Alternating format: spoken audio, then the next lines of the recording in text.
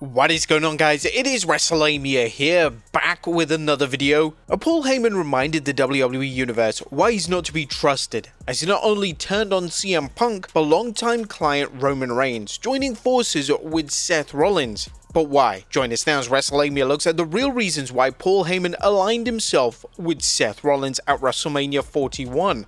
Be sure to subscribe and hit that notification bell for daily wrestling videos, and follow us on Facebook for exclusive lists. Also check out our new videos on Wrestlelamia XL. Now, in case you missed night 1 of WrestleMania 41's main event, the triple threat match between Seth Rollins, Roman Reigns and CM Punk ended in huge controversy when Paul Heyman showed his true colors. Heyman, who was in CM Punk's corner as a favor for Punk helping Roman Reigns at Survivor Series War Games, betrayed Punk late in the match by hitting a low blow on him. Now, all seemed right with the world as Heyman sided with Roman Reigns, only for Heyman to hit a low blow on Reigns, and this allowed Seth Rollins to beat Reigns with a chair shot and a stomp, leaving fans, Reigns and Punk wondering what the hell just happened here. But why did WWE go with such a shocker? As number 1, Roman doesn't need Heyman. Roman Reigns is at the point in his career where he doesn't need Paul Heyman. Paul Heyman was originally paired with Roman as part of the WWE's efforts to salvage Roman's character, transforming him from the big dog into the criminal genius known as the Tribal Chief. However, Roman's career has been rehabilitated for years, and the days where WWE fans booed him as a babyface are well and truly done. Reigns' heel turn allowed fans to see him in a different light, with Heyman guiding Roman behind the scenes and lending his microphone magic on the air. Reigns is as big as ever, and while it was fun watching Heyman reunite with Roman during their battle between the OG Bloodline and Solo Squad, there's zero reason to keep Heyman with Reigns anymore.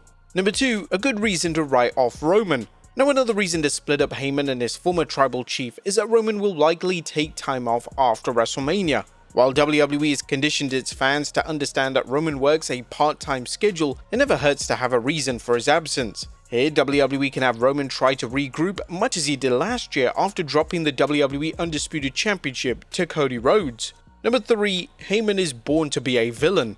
Now, Paul Heyman is the type of character who was born to be a heel. Like his former client Brock Lesnar, Heyman showed that he has the skills to play a babyface, but he's so much better at playing a scumbag.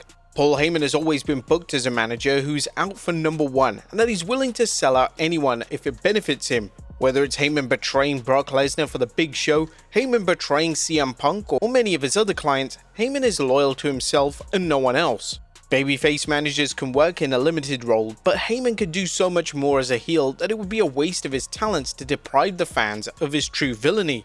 Number 4, this may be only the start. Paul Heyman's alliance with Seth Rollins could be the start of bigger things.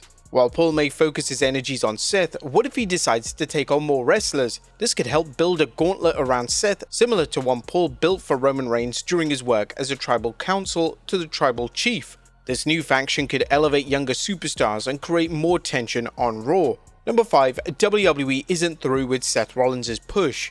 Fans who thought Seth Rollins' push ended when he dropped the world title to Damian Priest are in for a shock now that Paul Heyman is in Rollins' corner. Seth has been a force to be reckoned with for years, but with Paul Heyman in his corner, there's no telling what opportunities Paul Heyman can create, a situation WWE hopes fans will see as it pushes Seth back to the top. Number 6, it's a great way to facilitate Rollins' heel turn. Seth Rollins needed Paul Heyman to help him turn heel. While Punk had many supporters during his match against Rollins, Seth raised several good points about why he can't stand Punk, and at times, it was hard to disagree with Rollins. That should change as WWE's fans' disdain at Heyman for betraying Roman and Punk will rub off on Rollins, putting the finishing touches on his heel turn. Although some WWE fans will cheer Seth no matter what, don't expect to hear him get the same number of cheers he did before tonight's match. Number 7, it levels up Rollins vs Punk. Now, Heyman's partnership with Seth should also raise the heat on the already sizzling Seth vs Punk feud. Punk will be looking for answers from Heyman, and the feud will be easier to book as face vs heel feuds typically work better than face vs face programs.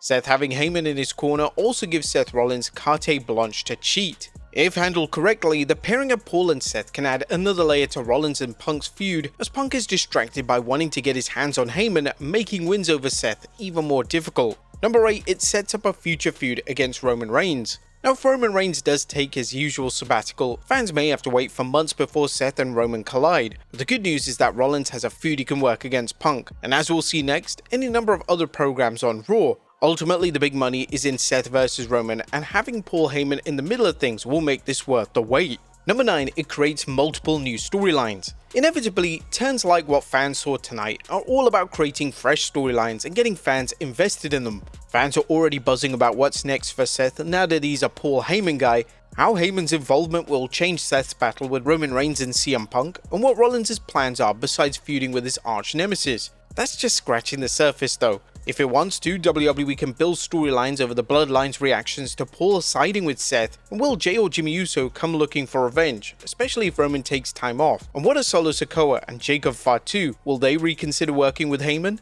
Number 10, it opens the door for world title challenges. And one storyline that bears addressing by itself is how Heyman can help get Rollins back into the title picture. Heyman and Rollins, who are both depicted as master manipulators, should be able to push Jey Uso's buttons, taunting how they pulled off a fast one on Roman, while also questioning whether Jey is champion in his own right or someone overshadowed by his cousin. One or both reasons are there for WWE to use whenever it decides to book Rollins versus Jey, and as noted in our video where we looked at the real reasons why Jey Uso won the World Championship, that situation may be coming sooner than you think.